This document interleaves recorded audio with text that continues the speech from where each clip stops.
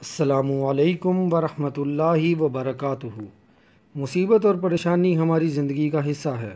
مصیبت اور پریشانی سے نجات کے لیے نبی کریم خاتم النبیین حضرت محمد صلی اللہ علیہ وآلہ وسلم نے ہمیں یہ دعا بتائی ہے: اللہم رحمتک ارجو فلا تکلنی الی نفسی طرفۃ عین واصلح لشأنی کلہ لا الہ الا انت۔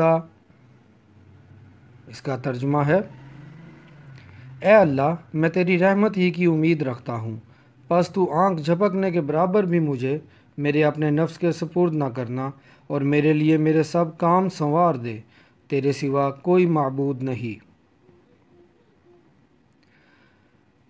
مکمل حدیث پڑھنے کے لیے سنن نبی داؤد کی حدیث نمبر 5090 دیکھیے، اس میں سے آپ کو مزید دعائیں بھی مل جائیں گی۔